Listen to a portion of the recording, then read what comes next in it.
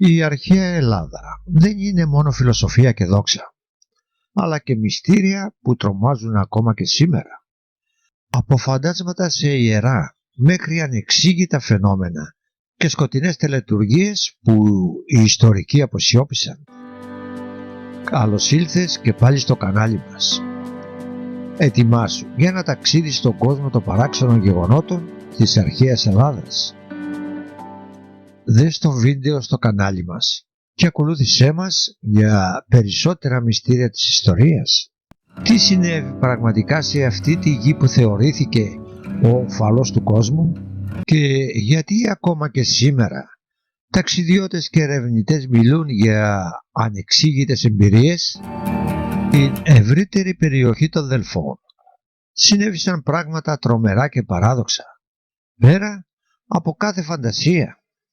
Γεγονότα παράξενα, τα οποία συναντιόνται καταγεγραμμένα στα βιβλία των ιστορικών, χωρίς βέβαια να δίνεται για αυτά κάποια εξήγηση.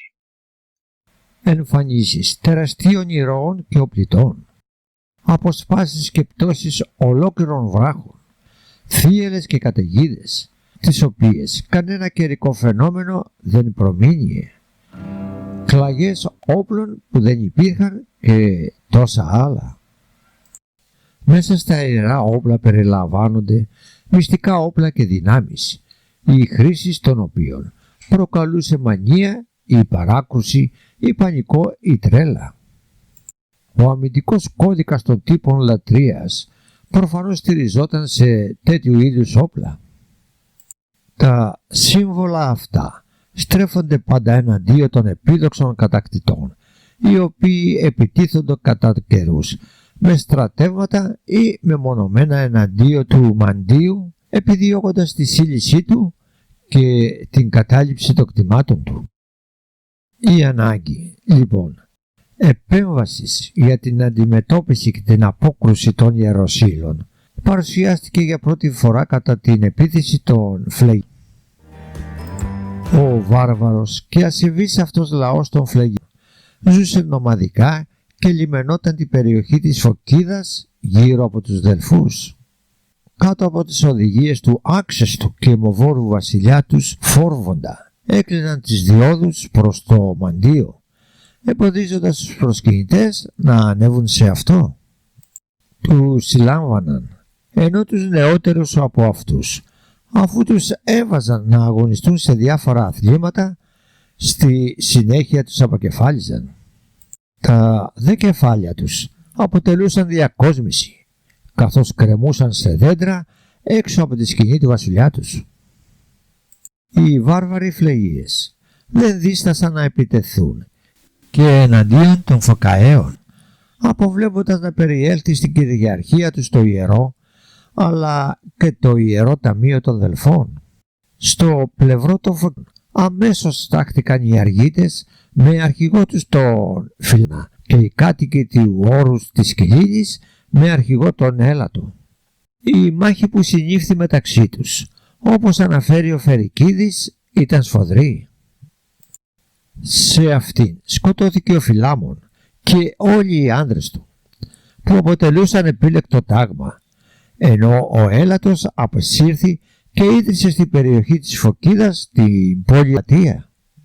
Αφού οι νικητές Φλεγίες πήραν υπό την κυριαρχία τους την περιοχή, προχώρησαν στο σκοπό τους, σύλληση δηλαδή του ναού του Απόλλων. Άρπαξαν τα πάντα από αυτόν και με την βαρβαρότητα που τους διέκρινε κατά την αποχώρησή τους τον έκαψαν. Τους ανέμεναν όμως απροσδόκητες και τελείως παράδοξες εξελίξεις. Ξαφνικά ο ουρανός άνοιξε πάνω από τα κεφάλια τους και το έδαφος άρχισε να τρέμει δυνατά κάτω από τα πόδια τους.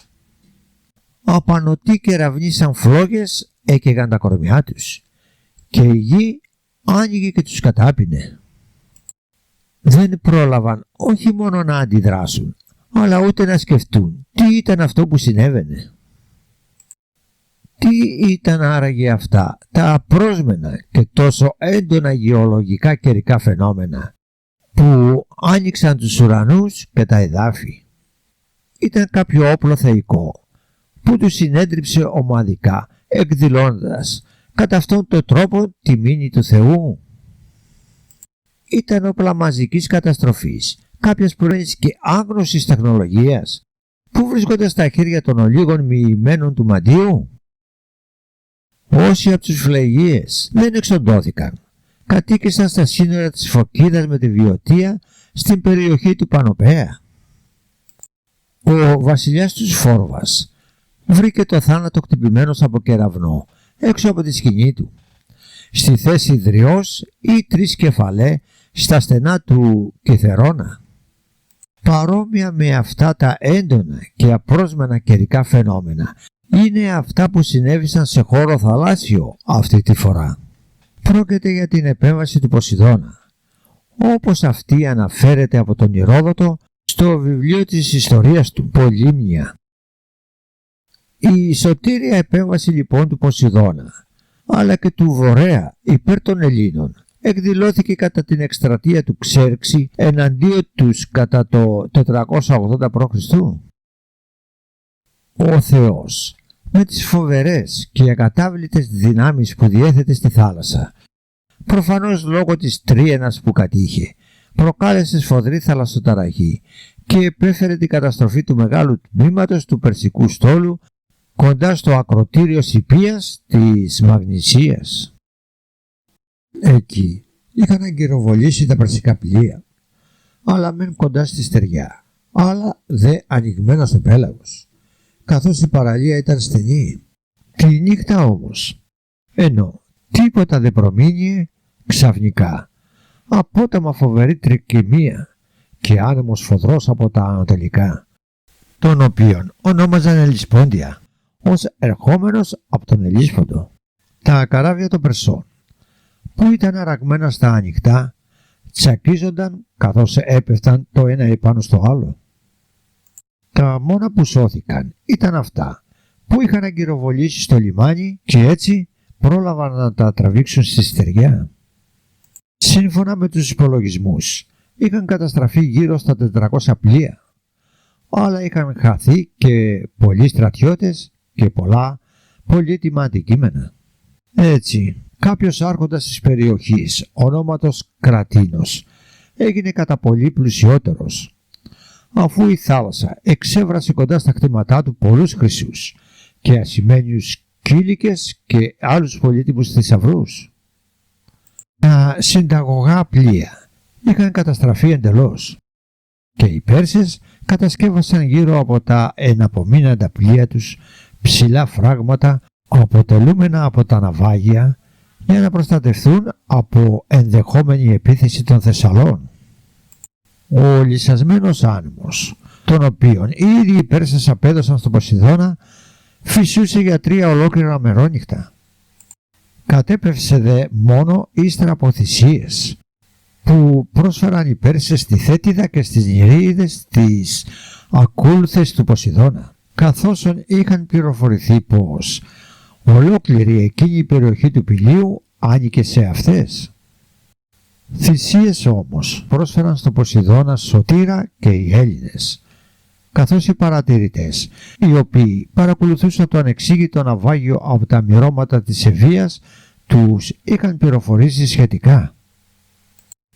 Έτρεξαν αμέσως προς το Αρτεμίσιο για να αντιμετωπίσουν εκεί τα εχθρικά πλοία, γνωρίζοντας πως ελάχιστα είχαν απομείνει από αυτά. Σε τι οφειλόταν άραγε αυτή η ανέλπιστη θαλασσοταραχή που προκάλεσε τη συντριβή του εχθρού και την ανακούφιση των Ελλήνων? Ήταν μήπως η τρίαινα του Ποσειδώνα, το ιερό αυτό όπλο που είχαν χαρίσει οι Κύκλοπες, η αιτία αυτής της αφόρητης, όπως την αποκαλεί ο Ηρόδοτος, τρικυμίας? Η δεύτερη γνωστή περίπτωση εμφάνισης των μυστικών όπλων στους Δελφούς είναι αυτή με την αρπαγή του τρίποδα του Ηρακλή, η γνωστή πάλι, στην οποία περιεπλάκησαν ο θεός Απόλλων με τον ημίθεο Ηρακλή. Η σφοδρή τους φιλονικία αφορούσε τον ιερό τρίποδα του Μαντίου. Ο βασιλιάς της Ιχαλίας, Εύρητος, είχε υποσχεθεί πως θα δώσει για σύζυγο την πανέμορφη θυγατέρα του Ιόλη σε εκείνον που θα νικούσε στην τοξοβολία. Ήταν ικανότατος τοξότης, αφού είχε διδαχθεί τη τέχνη από τον ίδιο τον Θεό Απόλλωνα. Ο Ηρακλής αναμετρήθηκε μαζί τους και νίκησε. Αλλά ο Εύρητος και η γη του, μεταξύ των οποίων και ο Ήφιτος, φίλος του Ηρακλή, αθέτησαν το λόγο τους και έδιωξαν τον Ηρακλή από τη χώρα τους. Ο Ηρακλής ταπεινωμένος, όπως αναφέρει ο Απολόδωρος, έφυγε από την Ιχαλία και υποσχέθηκε εκδίκηση για την προσβολή που του είχε γίνει. Μετά από κάποιο διάστημα εκλάπησαν τα άλογα του Ηρακλή και όπως ήταν επόμενο, οι υποψίες έπεσαν στον Ηρακλή. Ο Ήφιτος πήγε να τον συναντήσει, αλλά σε κάποιο ξαφνικό παραξισμό τρέλας ο Ηρακλής τον σκότωσε. Μετανιωμένος για το έγκλημά του και αναζητώντας επίμονα λύτρωση από τη μανία του, έφτασε στο μαντίο των Δελφών για να βρει τη λύση στο μαρτυριό του. Η ιέρια Ξενόκλεια όμως, θεωρώντας τον ακόμα μοιασμένο από τον φόνο του Ήφη, δεν του έδωσε χρησμό, λέγοντας πως ο Θεός ήταν απόν. Ο οργισμένος τότε ο Ηρακλής άρπαξε το μαντικό τρίποδα και απείλησε πως θα τον πήγαινε στο Φενεό και θα ίδρυε δικό του μαντίο. Ο Θεός Απόλλων αμέσως έτρεξε εξωπίσω του και ακολούθησε άγριο κυνηγητό. Ο Θεός καταδίωκε τον ημίθεο για να του πάρει πίσω το τρίποδα και οι δύο άντρες πιάστηκαν στα χέρια. Η σύγκρουση είχε εξελιχθεί σε πραγματική μάχη. Χρειάστηκε τότε η επέμβαση του Δία για να χωρίσει τους δύο αντιπάλους γιους του. Για να προλάβει τα χειρότερα, εξαπέλυσε έναν κεραυνό ανάμεσά τους. Πραγματικά, εμβρόντιτοι και οι δύο σταμάτησαν τη σφοδρή φιλονικία τους, υπακούοντας το θέλημα του αρχηγού. Στην συνέχεια ο Ηρακλής πήρε το πολυπόθητο χρησμό πως για την λύτρωσή του από τη μανία θα έπρεπε να υπηρετήσει για 3 χρόνια κοντά στη βασίλισσα των Λιδών, Οφάλη. Τι άραγε το τόσο σημαντικό είχε αυτός ο ιερός τρίποδας, για τον οποίο χρειάστηκε η επέμβαση του ίδιου του πατέρα των ανδρών, Θεών, πρόκειτο μήπως για κάποιο μυστικό κρυμμένο στα άδυτα του ναού? Ο τρίποδας ήταν έργο του ύφεστου και σαν έργο υφεστοτευτικό διέθετε και αυτός απόκριφες ιδιότητες. Το υλικό του αναφέρεται διαφορετικό από εποχή σε εποχή. Κατ' άλλους ήταν χρυσός, κατ' άλλους χάλκινος, κατ' άλλους πάλι ήταν καλυμμένος από το δέρμα του πίθωνα, του φιδιού που είχε κατατροπώσει ο Απόλλων. Στην εικασία αυτή φτάνουν οι μελετητές, εξετάζοντας διάφορα δελφικά νομίσματα, όπως απεικονίζεται το φίδι να στέκεται όρθιο μπροστά από τον τρίποδα. Ήταν το κάθισμα επάνω στο οποίο καθόταν η πυθία και εκστασιαζόταν. Αναφέρεται όμως πως αρχικά αποτελούσε το μεταφορικό μέσον του Θεού Απόλλωνα, με τον οποίο ταξίδευε στους υπερβόρειους. Σύμφωνα μάλιστα με κάποιες μαρτυρίες, είχε σχήμα όλμου και 3 στηρίγματα. Ο Ηρόδοτος αναφέρει πως το πρώτο ταξίδι του Ιάσονα μετά την αφήγηση της Αργούς και την επιλογή του πληρωμάτος του δεν ήταν προς την Κολχική γη, αλλά προς τους Δελφούς, παραπλέοντας την Πελοπόννησο. Ξεκινώντας λοιπόν από τις Παγασιές, τοποθέτησε την Αργό σε ένα χάλκινο τρίποντα. Η κακοκαιρία όμως τον έριξε από το ακροτήριο του Μαλέα στη λίμνη Τριτονίδα της Λιβύης. Κάποιοι λοιπόν μελετητές χαρακτηρίζουν το τρίποδα σαν ένα μικρό ατομικό σκάφος που έμπαινε μέσα στην Αργό. Η χρήση του μυστηρίου αυτού του τρίποδα με τα χρόνια άλλαξε. Και ενώ αρχικά χρησιμεύε για τις πτήσεις και τα ταξίδια του Θεού, όπως μαρτυρείται και από άλλες αρχαίες παραστάσεις, στη συνέχεια χρησιμεύε για τις πνευματικές πτήσεις των μαντίων των Δελφών. Η τρίτη θεϊκή και υπερφυσική απόκρουση επίθεσης παρουσιάστηκε και πάλι κατά την εκστρατεία των Περσών το 480 π.Χ. στην Ελλάδα. Μπροστά στη τεράστια στρατιά που κινούσε ο βασιλιάς Ξέρξης εναντίον των Ελλήνων, Οι Αθηναίοι απευθύνθηκαν στο μαντίο των Δελφών για να τους συμβουλέψει. Τα νέα ήταν δυσίωνα για την πόλη τους και οι Αθηναίοι αντιπρόσωποι έπεσαν σε μαύρη συμφορά. Ένας ψύχρεμος όμως πολίτης των Δελφών τους συνέστησε να ζητήσουν και δεύτερο χρησμό.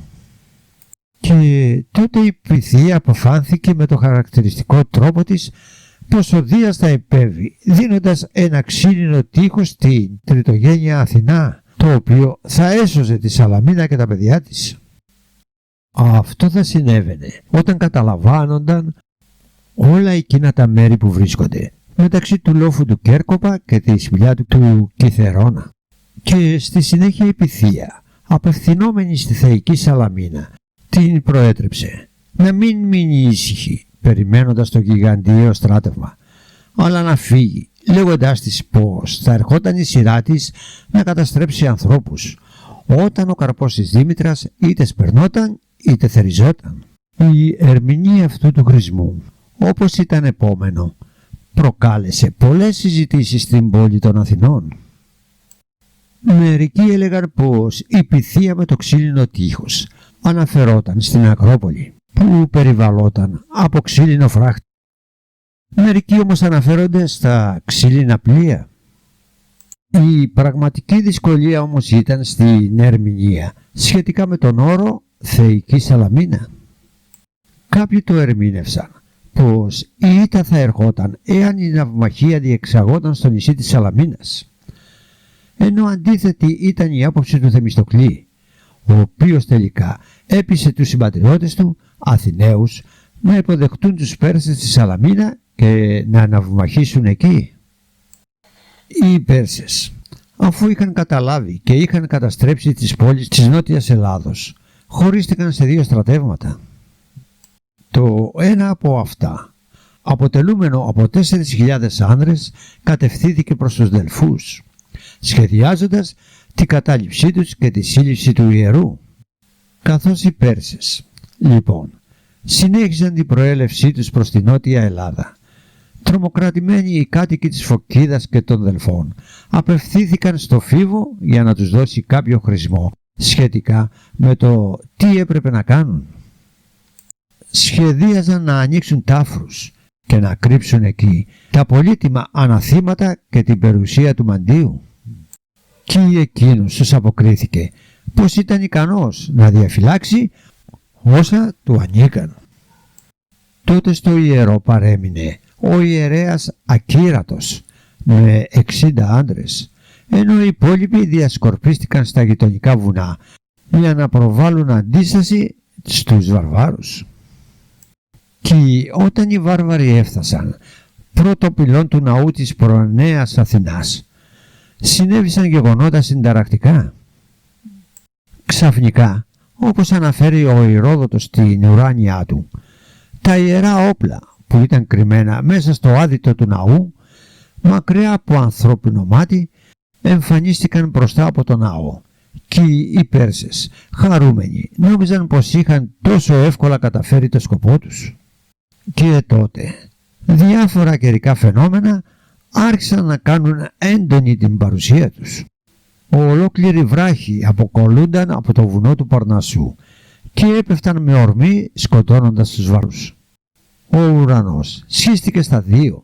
Αστραπές και κεραυνοί άρχισαν να γαζώνουν, να ακούγονται από τα άδυτα του ναού της Αθηνάς που πανικόβαλαν τους και τους έκαναν να το βάλουν στα πόδια.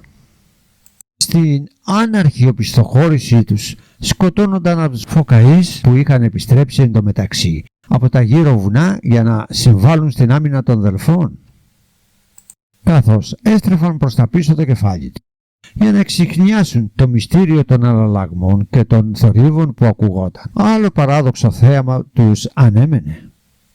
Φαντάσματα τεραστίων ενόπλων ηρώων της περιοχής παρουσιάζονταν και καταδιώκοντάς τους, τους ανάγκαζαν να επιταχύνουν ακόμα περισσότερο τα βήματά τους. Επρόκειτο για δύο γενναίους τόπιους άντρες, το Φύλακτο και τον Αυτόνοο. Όσοι από τους Πέρσες κατάφεραν να σωθούν από αυτή την πανολεθρία ενώθηκαν με το υπόλοιπο στράτευμα. Και τότε διηγούταν στους υπόλοιπους τις ανατριχιαστικές εμπειρίες τους. Τι ήταν άραγε αυτά τα τρισδιάστατα φαντάσματα που έσπηραν το πανικό στους Πέρσες? Επρόκειτο για ανθρωπόμορφες μηχανές ρομπότ, για πάνωπλους και γενναίους μεταλλικούς πολεμιστές που δεν είχαν τίποτα να ζηλέψουν από τους υπόλοιπους. Και πόσα ακόμα θα ανακαλύψει κανείς σχετικά με τη τεχνολογία των αρχαίων Ελλήνων, ή αν θελήσει να διαβάσει με μυαλό ανοιχτό τα όσα παρέδωσε η ελληνική γραμματεία. Στην προκειμένη περίπτωση της εμφάνισης των ηρώων μπροστά στα άδυτα των ναών, μέσα στους οποίους οι μοιημένοι ίσως και πληκτρολογούσαν τα ανάλογα προγράμματα, μάλλον έχουμε σκηνές από τη ταινία επιστημονικής φαντασίας «Ο πόλεμος των άστρων». Κάποια παρόμοια εφαρμογή υπερτεχνολογίας ίσως συνέβη και το 490 π.Χ. στην μάχη του Μαραθώνα, που οι Αθηναίοι έβλεπαν να μάχεται στο πλευρό τους η προστάτηδά τους θεά Αθηνά και ο Θησέας. Ο Πλούταρχος αναφέρει πως οι Αθηναίοι έβλεπαν το φάντασμα του Θησέα να βαδίζει μαζί τους εναντίον των βαρβάρων. Ο Παυσανίας η περιγραφή της ζωοφόρου της ποικίλης θωάς των Αθηναίων, που απεικονίζεται η σχετική μάχη, κάνει λόγο για το Θησέα, τον Ηρακλή, να βγαίνουν από μέσα από το έδαφος, αλλά και για την Αθηνά να μάχεται αχούμενη στο άρμα της, το οποίο σέρνουν 4 άλογα. Ο Παυσανίας κάνει λόγο ακόμα και για κάποιον άλλον ήρωα, που παρουσιάστηκε στην περίφημη μάχη του Μαραθώνα. Στη συνέχεια εξαφανίστηκε, τον Έχετλο. Πρόκειτο για κάποιον αγρότη, ο οποίος έχοντας για όπλο του ένα δωρή που έμοιαζε με αλέτρι, απέδειξε ιδιαίτερη γενναιότητα στην μάχη. Ο χρησμός από το μαντίο των αδελφών στους Αθηναίους, που δόθηκε σχετικά από την ταυτότητα αυτού του άγνωστου, έλεγε απλά πως έπρεπε να τον τιμούν ιδιαίτερα. Σύμφωνα με τον Ηρόδοτο, εκείνος που προκάλεσε τον πανικό ανάμεσα στους Πέρσες κατά τη μάχη του Μαραθώνα ήταν ο θεός Πάνας με τους ακόλουθούς του, προς τιμή του οποίου οι Αθηναίοι μετά τη νίκη του αφιέρωσαν σπήλαιο και άγαλμα. Οι φλόγες μετά τη νίκη των Ελλήνων ξανά άναψαν στους βωμούς των ιερών και η λαμπρή δραστηριότητα των Δελφών συνεχίστηκε. Σε ανάμνηση δε όλων αυτών των θεϊκών παρεμβάσεων και των παράδοξων γεγονότων, στα οποία οφειλόταν η σωτηρία του ιερού τόπου, οι κάτοικοι των Δελφών έκτισαν τέμενοι αφιερωμένοι και στους 2 ήρωες. Του μεν φύλακου πίσω από το ιερό της Αθηνάς της Προνέας, του δε Αυτονόου, κάτω από το βράχο της Ιάμπιας, κοντά στη Κασταλία πηγή. Αφιέρωσαν επίσης και μία επιγραφή πάνω στο τρόπαιο κοντά στο ιερό της Προνέας Αθηνάς, στην οποία ήταν γραμμένα τα εξής: «Μνάμα του Αλεξάνδρου πολέμου και μάρτυρα νίκας, Δελφοί με στάσαν ζανή χαριζόμενοι. Φίβο το λίπορθον αποσάμενοι στίχα μηδών και χαλκοστέφανον ρισάμενοι τέμενος». Δηλαδή, μνημείο του αμυντικού πολέμου και μάρτυρας της νίκης. Με έστησαν οι Δελφοί εγνωμονώντας τον Δία και τον Φίβο, καθώς απομάκρυ τα στρατεύματα των Μηδών που κυριεύει πόλης και έσωσαν το χαλκοσκέπαστο τέμενος. Αφιέρωμα της εποχής αυτής αποτελεί και ο περίφημος Χρυσός Τρίποδας, στημένος σε χάλκινη βάση ύψους 6 μέτρων, η οποία αποτελούταν από 3 περιπλεγμένα φίδια που πάνω στις πύρες τους είχαν χαραγμένα τα ονόματα των 31 πόλεων που είχαν πολεμήσει εναντίον των Περσών στις πλατεές, ο οποίος αργότερα μεταφέρθη στο υποδρόμιο της Κωνσταντινούπολης. Ο χριστιανός φιλόσοφος Ιουστίνος αναφέρει πως η συντριβή του περσικού στρατεύματος οφείλεται σε καταιγίδες και κεραυνούς που έκαναν τον Ξέρξη να καταλάβει πως οι δυνάμεις των ανθρώπων υπολείπονται κατά πολύ από τις δυνάμεις των θεών. Και ενώ οι Πέρσες είχαν ξεκινήσει να πολεμήσουν τους Έλληνες, τελικά βρέθηκαν να πολεμούν με τους θεούς. Άλλο αξιοπερίεργο περιστατικό που συνέβη το 480 π.Χ. Κατά την ναυμαχία της Σαλαμίνας διηγείται ο Ηρόδοτος. Η περίφημη αυτή ναυμαχία συνέπεσε με τον εορτασμό της 6ης ημέρας των Μεγάλων Ελευσινίων Μυστηρίων, οπότε γινόταν η πανηγυρική μπομπή. Τη χρονιά εκείνη βέβαια η γιορτή δεν πραγματοποιήθηκε. Κάποιος Αθηναίος ονόματι Δικαίος του Θεοκίδη, που είχε λιποτακτήσει από το στρατόπεδο των Αθηναίων και ήταν φίλος με τους Πέρσες, βρίσκονταν στο Θριάσιο πεδίο κοντά στην Ελευσίνα μαζί με τον Δημό. Ξαφνικά αντιλήφθηκαν να έρχεται κατά πάνω τους, ξεκινώντας από την Ελευσίνα, ένας ατελείωτος κορνιατός κόνης, ο οποίος έδινε την εντύπωση πως δημιουργούνταν στην ερειπωμένη από τις λαιλασίες του Ξέρξη περιοχή από τα πατήματα 3 μυριάδων ανδρών.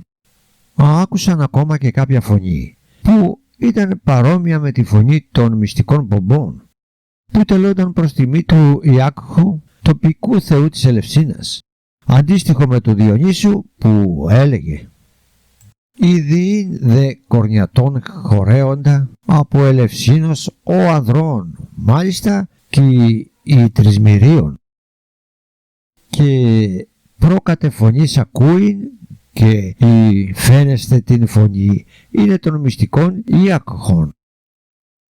Ο Δημαράτος ερώτησε το δίκαιο ποια ήταν η γνώμη του για το φαινόμενο που αντίκριζαν και εκείνος απάντησε «Θείον το φθεγόμενον από Ελευσίνος Ιων εις τιμωρίαν, βοήθεια Αθηναίησης και τύσης ημάχης». Ο δίκαιος εκμυστηρεύτηκε τότε ότι ο Θεός ερχόταν από την Ελευσίνα για να βοηθήσει τους Αθηναίους και ότι σίγουρα η θεϊκή βοήθεια σήμαινε πως μεγάλη καταστροφή ανέμενε την ναυτική δύναμη του Πέρση βασιλέα. Εάν ο Κορνιατός κατευθυνόταν προς τη Σαλαμίνα, αλλά και τη δύναμη της ξηράς εάν κατευθυνόταν προς την Πελοπόννησο. Ο δίκαιος συνεχίζει να εξηγεί πως αυτή η γιορτή, τα Ελευσίνια, οι Αθηναίοι, τη γιορτάζουν κάθε έτος για να τιμήσουν τη μητέρα Δήμητρα και την κόρη Περσεφόνη. Κατά μυστήρια αυτά μειούνται όποιοι Αθηναίοι αλλά και άλλοι Έλληνες επιθυμούν. Τότε τον συμβούλεψε να σωπάσει, γιατί αλλιώς ο βασιλιάς θα τον σκοτώσει και εναπόθεσε τη τύχη του περσικού στρατεύματος στα χέρια των θεών. Στη συνέχεια ο Κουρνιός και η θεϊκή φωνή κατευθύνθηκαν προς τη Σαλαμίνα. Και ο Ηρόδοτος συνεχίζει πως εντωμεταξύ είχε σταλεί κάποιο πλοίο στην Αίγινα για να παρακαλέσει τον Αιγινήτη ήρωα Ατακό από τους απογόνους του, τους Αιακίδες, να βοηθήσουν την κατάσταση. Πράγματι κατέφθασε ενίσχυση από την Αίγινα που περιλάμβανε τα θαυματουργά αγάλματα των Αιακιδών, τα οποία μάλιστα ενθεάθησαν να απλώνουν τα χέρια τους για να προστατεύσουν τους Έλληνες. Έκανε ακόμα την εμφάνισή της η προστάτηδα της πόλης των Αθηνών, η θεά Αθηνά. Τις ίδιες περίπου αναφορές κάνει και ο Πλούταρχος. Κάτι ακόμα όμως υπερφυσικό συνέβη στη Σαλαμίνα. Ο Παυσανίας αναφέρει πως ανάμεσα στα πλοία των Αθηναίων έκανε την εμφάνισή του σε ένας δράκος, ο οποίος πολεμούσε με μανία εναντίον των Περσών, καταφέροντάς τους κύρια πλήγματα. Οι Αθηναίοι απευθύνθηκαν στο μαντίο των Δελφών για να εξακριβώσουν την ταυτότητα του περίεργου δράκου και εκείνο απάντησε πως επρόκειται για τον Κυχρέα, τον πρώτο βασιλιά της Σαλαμίνας, από το οποίο το νησί είχε ονομαστεί Κύχρια. Ήταν ο γιος του Ποσειδώνα και της νύφης Σαλαμίνας, κόρη του Ασοπού, και είχε δίφυη υπόσταση, αφού από τη μέση και κάτω ήταν δράκος. Πριν πεθάνει είχε παραδώσει το θρόνο του στον Αιακίδη Τελαμόνα, που είχε καταφύγει στο νησί. Τι ήταν άραγε αυτά τα θαυματουργά αγάλματα που έσπεσαν προς βοήθεια? Τι ήταν αυτός ο πάνωπλος δράκος που είχε αναβιώσει από το παρελθόν για να σταθεί στο πλευρό των Αθηναίων? Από πού ερχόταν όλη αυτή η σκόνη, αφού μπομπή Ελευσινίων δεν υπήρχε? πρόκειτο για αποτέλεσμα υψηλών τεχνολογικών γνώσεων. Ήταν και αυτή άραγε μία από τις περιπτώσεις κατά την οποία οι μειμένοι στα ελευσίνια μυστήρια ιερείς αναγκάστηκαν να χρησιμοποιήσουν τις πανάρχιες γνώσεις τους, κατασκευάζοντας ή θέτοντας σε λειτουργία τις ανθρωπόμορφες ή ακόμα και δρακόμορφες μηχανές που διέθεταν. Ήταν και αυτή άραγε μία από τις περιπτώσεις κατά την οποία αναγκάστηκαν να καταφύγουν σε χρήση όπλων μυστικών και ιερών για να προστατεύσουν τα ιερά και τα όσια. Άλλη θεϊκή απόκρουση συνέβη κατά την εκστρατεία των Κελτών κατά το 279 π.Χ.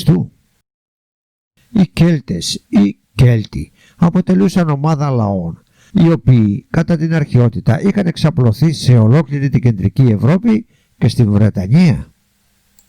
Από τους αρχαίους Έλληνες ταυτίζονταν με όλους τους βόρειους άγνωστους λαούς, ενώ οι Έλληνες και οι Λατίνοι συγγραφείς τους ονομάζουν Κελτούς, Γαλάτες και Γάλλους. Σημαίνουν το σύνολο των κελτικών ή γαλατικών φυλών. Ενώ ο Ιούλιος Καίσαρας που έζησε από κοντά τα έθνη αυτά τα διακρίνει από τους Γερμανούς. Κατά άλλους πάλι, οι Κέλτες ήταν διαφορετικοί από τους Κελτούς. Κυριότερο χαρακτηριστικό των υψηλών και εύρωστων Κελτών ή Γαλατών αποτελούσε το πάθος τους για τον πόλεμο. Ικανοί για κάθε είδους βιαιότητα περιφρονούσαν το θάνατο στο πεδίο της μάχης και με υπερηφάνεια έδειχναν την αντρία τους, ξεσκίζοντας πολλές φορές με τα ίδια τους τα χέρια τις πληγές τους για να προκαλέσουν την εντύπωση των αντιπάλων. Το 279 π.Χ. λοιπόν, όπως αναφέρουν οι Παυσανίας και Διόδωρος Σκελιώτης, οι σκληροτράχυλοι Κέλτες επιχείρησαν εκστρατεία εναντίον της Ελλάδος με αρχηγό τους το Βρένο. Το όνομα Βρένος, σύμφωνα με νεότερες έρευνες, χρησιμοποιούσαν σαν προσωνύμια όλων των Γαλατών αρχηγών που ανελάμβαναν εκστρατείες. Αφού πέρασαν με το ληστρικό στρατό τους στη Μακεδονία, όπου επιδόθηκαν σε άγριες λαιλασίες και σφαγές, έφτασαν στη Νότια Ελλάδα. Μπροστά στον επικείμενο κίνδυνο, πολλές ελληνικές πόλεις συνασπίστηκαν τότε για να αντιμετωπίσουν από κοινού τον εχθρό. Αφού οι Γαλάτες κατόρθωσαν να διαβούν το Σπερχιό ποταμό, ήρθαν αντιμέτωποι με τα ελληνικά στρατεύματα στις Θερμοπύλες, όπου και νικήθηκαν. Στη συνέχεια, σφοδρές μάχες και άγριες βιαιότητες διεξάχθηκαν στην περιοχή, με αποτέλεσμα την αποχώρηση των ελληνικών δυνάμεων. Οι Δελφοί είχαν μείνει πλέον σχεδόν ανυπεράσπιστοι μπροστά στην αδιφάγα προέλαση των σκληρών Γαλατών. Οι κάτοικοι των Δελφών απευθύνθηκαν και πάλι στο Φίβο για να τους δώσει οδηγίες, εάν έπρεπε να απομακρύνουν τις γυναίκες και τα παιδιά τους και τα χρήματα από το μαντίο σε πόλεις άλλες περισσότερο οχυρές. Και η απάντηση του Απόλλωνα ήταν και πάλι να αφήσουν τα αναθήματα στο μαντίο, όπου θα τα προστάτευε ο ίδιος και οι δύο λευκές κόρες, η Αθηνά και η Άρτεμις. Όσοι Έλληνες, γύρω στους 4.000 Φωκαείς και Λοκροί, είχαν παραμείνει για να υπερασπιστούν το μαντίο, αντιτάχθηκαν με όλη τους τη δύναμη ενάντια του πολυπληθέστερου εχθρού. Και τότε εμφανίστηκαν και πάλι τα παράδοξα και ανεξήγητα μυστικά όπλα. Ανεπάλληλοι ισχυρότατοι σεισμοί καθ' όλη τη διάρκεια της ημέρας και της νύχτας έκαναν να ανοίγει η γη και να ανοίγει κάτω από τα πόδια των Γαλατών. Οι κρουνοί του ουρανού είχαν αρχίσει και ασταμάτητες καταιγίδες και αστροπελέκια έσκιζαν το παραπέτασμά του, ενώ βροντές πανικόβαλαν τους Γαλάτες και δεν τους επέτρεπαν να ακούν τις εντολές των αρχηγών. Ένα κομφούζιο και ένας απερίγραπτος πανικός επικρατούσε, έως του ήρθε και να προσθεθεί και κάτι άλλο πρωτόγονο. Το φάντασμα ενός πανέμορφου νέου βγήκε από το ναό και πίσω του ακολουθούσαν δύο αμαρτωμένες κόρες λευκές και ωραίες, ενώ συγχρόνως μέσα από το ναό ακούγονταν συρρήγματα τόξων και κλαγιές όπλων. Οι κόρες αυτές αργότερα φημολογήθηκε πως ήταν οι μοίρες, αφού 2 αγάλματά τους ήταν στημένα στο ιερό του Απόλλωνα, ενώ το άγαλμα της τρίτης μοίρας αναπλήρωναν τα αγάλματα του Δία Μοιραγέτη και του Απόλλωνα Μοιραγέτη. Σε όλο το σκηνικό, με το που άρχισε η μάχη, ήρθαν να προσθεθούν και πάλι 4 ήρωες οπλίτες. Ο υπέροχος Λαοδόκος, που είχε φτάσει από τη χώρα των Υπερβορείων, τη φιλική χώρα του θεού Απόλλωνα, ο Πύρος ο Νεοπτόλεμος, γιος του Αχιλλέα, και ο φύλακτος με το τεράστιο μεταλλικό ανάστημά του καταδίωκαν τους Γαλάτες ανάμεσα στους υπόλοιπους Έλληνες που αντιστέκονταν γενναία. 6.000 Γαλάτες σκοτώθηκαν σε εκείνο το πανδαιμόνιο. Η νύχτα ήταν ακόμα περισσότερο εφιαλτική για τους Γαλάτες, ενώ τίποτα δεν προμείνει την επέλαση του χιονιά. Ξαφνικά ένα πυκνό χιόνι άρχισε να καλύπτει την περιοχή και να σκεπάζει τα πάντα. Τεράστιοι και πάλι βράχοι άρχισαν να αποκολλούνται από τον Παρνασσό και να σκοτώνουν ομαδικά τους Γαλάτες. Και τότε οι Φωκαείς, που γνώριζαν καλά τα μονοπάτια, παρόλο που αυτά είχαν σκεπαστεί από χιόνι, περικύκλωσαν τους ιερόσυλους. Ο αρχηγός τους Βρένος τραυματίστηκε και βγήκε λιπόθυμος από τη μάχη, ενώ οι Γαλάτες, καθώς οπισθοχωρούσαν, σκότωναν τους ανήμπορους συμπολεμιστές τους, που δεν μπορούσαν να τους ακολουθήσουν. Μετά την οπισθοχώρησή τους, αναγκάστηκαν να στρατοπεδεύσουν, γιατί εν τω μεταξύ είχε πέσει και πάλι η νύχτα. Ήταν μία μοιραία νύχτα, μια νύχτα πραγματικής συσκοτισμού και αλληλοεξόντωσης. Οι Γαλάτες είχαν καταληφθεί από μανία παράκρουσης. Σε κάθε ήχο αναγνώριζαν έφοδο των Ελλήνων, σε κάθε φωνή αναγνώριζαν εχθρική ομιλία. Σύμφωνα με τα φωκικά του Παυσανία, η παράκρουση των Γαλατών οφειλόταν στην εμφάνιση του Πάνα, ο οποίος προκάλεσε πανικό ανάμεσά τους. Πήραν τότε τα όπλα τους και με σκοτισμένο το μυαλό τους άρχισαν να εξοντώνονται μεταξύ τους. Περισσότεροι από 10.000 άνδρες είχαν σκοτωθεί μεταξύ τους εκείνο το βράδυ της Παραφροσύνης.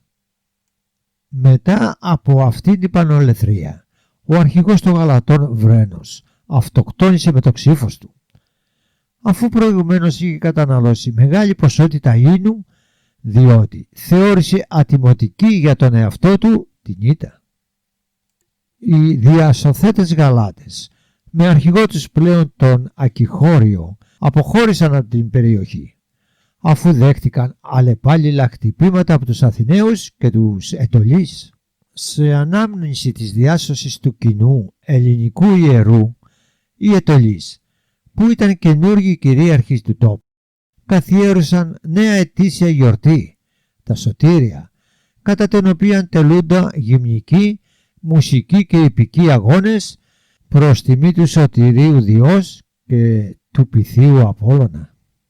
Σε ανασκαφές που διενεργήθηκαν από τους Γάλλους στην περιοχή των Δελφών, βρέθηκε επιγραφή με ευχαριστήριους ύμνους προς τον Απόλλωνα για τη θαυματουργή διάσωση του ιερού από την Γαλατική επιδρομή. Οι στίχοι των ύμνων αυτών, που είναι χαραγμένοι στους στίχους του θησαυρού των Αθηναίων, έχουν ιδιαίτερη αρχαιολογική αξία, καθώς στα διάστιχά τους είναι αναγεγραμμένες και οι νότες.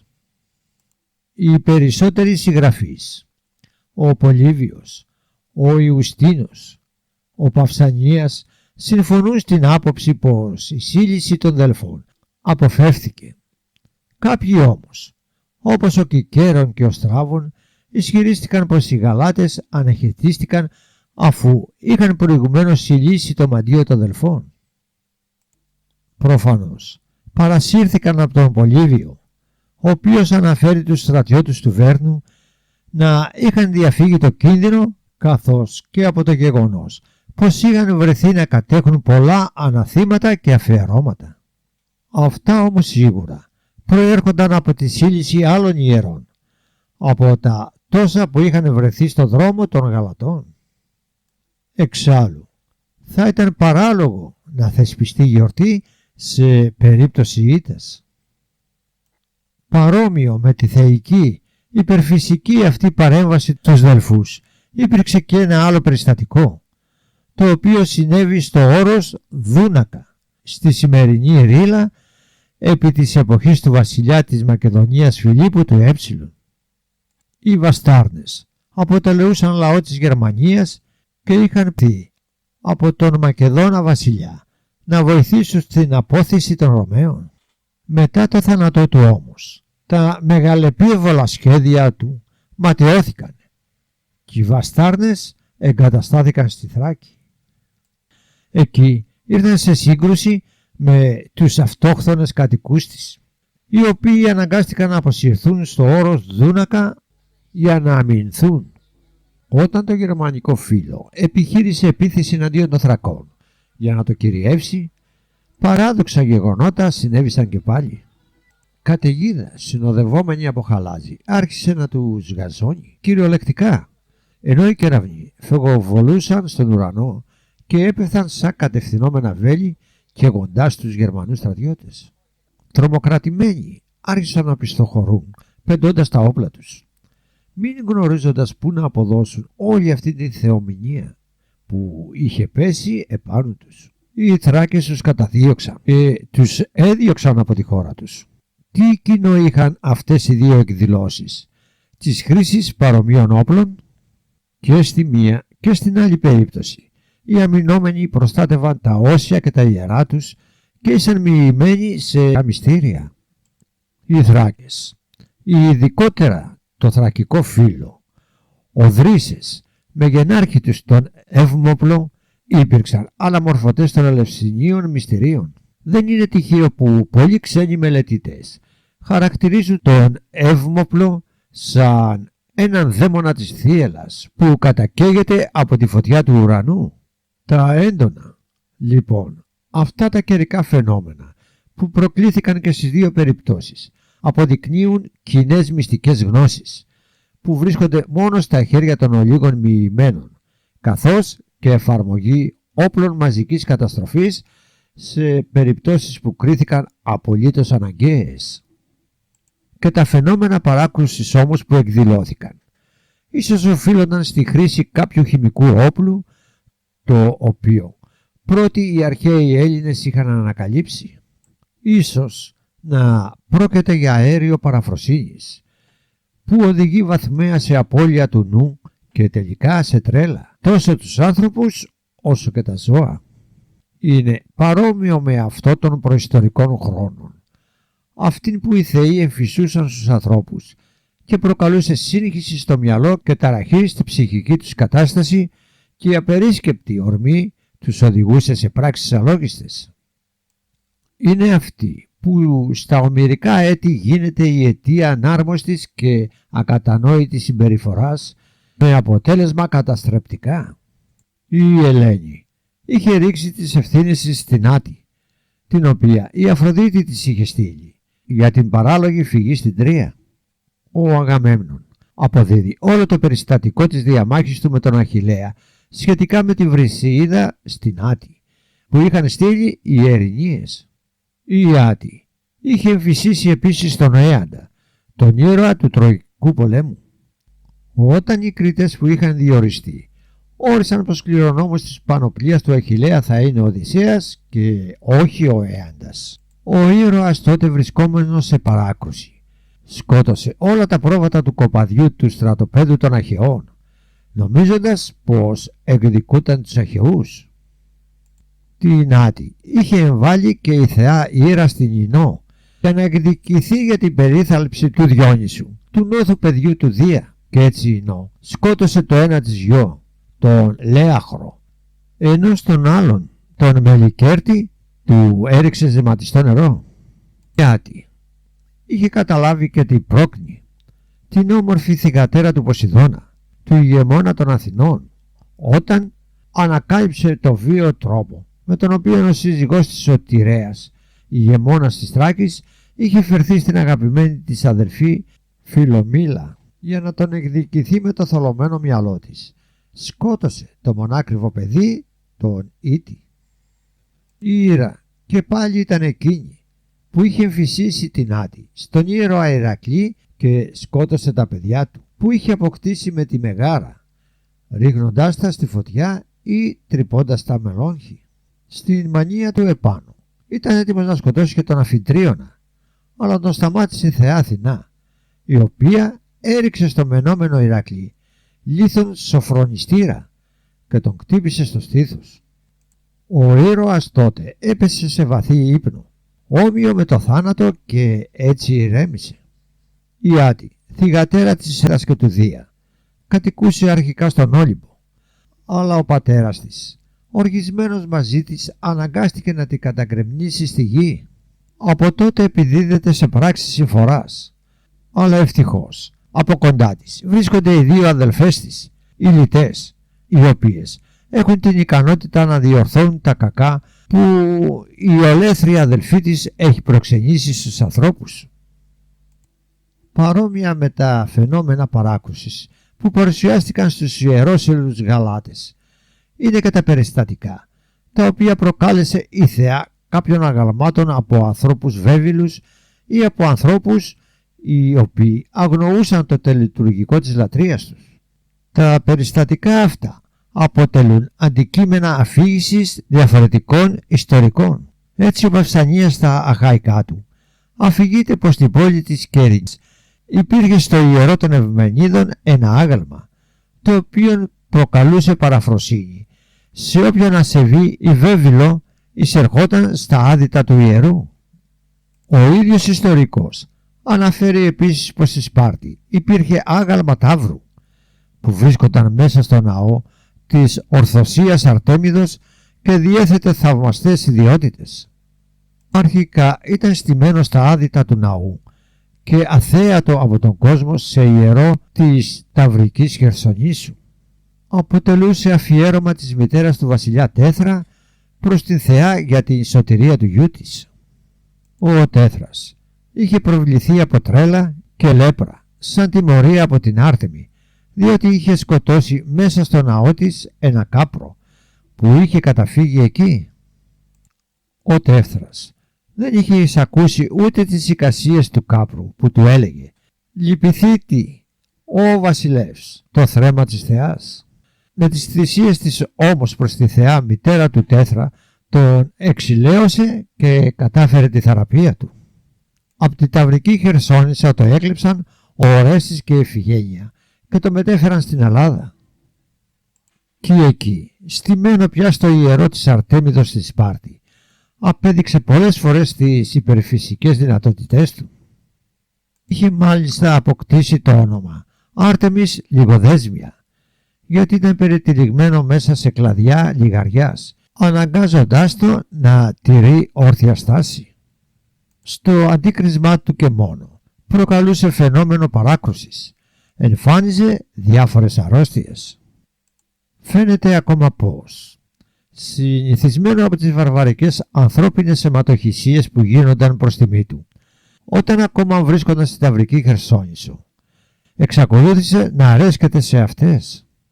Έτσι, λοιπόν, κάποιος χρησμός επέβαλε τη θυσία των Σπαρτιατών, εκλεγμένων κατόπιν κλήρου, στο βωμό του αγάλματος.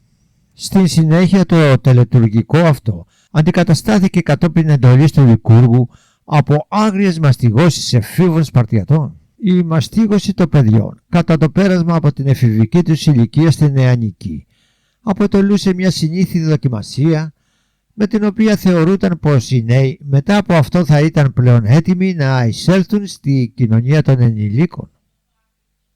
Σύμφωνα με άλλους πάλι, η δύναμή της θεϊκού βασιλείου που περιεχόταν στο κλαδί, με το οποίο γινόταν η μαστίγωση, μεταβίβαζε στον έφηβο όλη την ενέργεια της φύσης, χαρίζοντάς του ευρωστία, υγεία και δύναμη. Παρούσα σε αυτές τις τελετουργίες ήταν η ιέρια του βωμού, κρατώντας το ξύλινο ξώανο στα χέρια της, το οποίο λόγω των διαστάσεων και του υλικού ήταν ελαφρύ. Όταν όμως το μαστίγωμα που κατάφεραν εναντίον των εφήβων ήταν ελαφρύ και ανώδυνα, καθώς οι μυσταγωγίες λυπούνταν εισέβονταν την ευγενική καταγωγή των παιδιών. Τότε το ξώανο αποκτούσε υπερβολικό βάρος που η ιέρια δεν μπορούσε να αντέξει. Και τότε έδινε εντολή στους μαστιγωτές να μαστιγώνουν ανελαίητα, γιατί αυτή ήταν η επιθυμία της θεάς.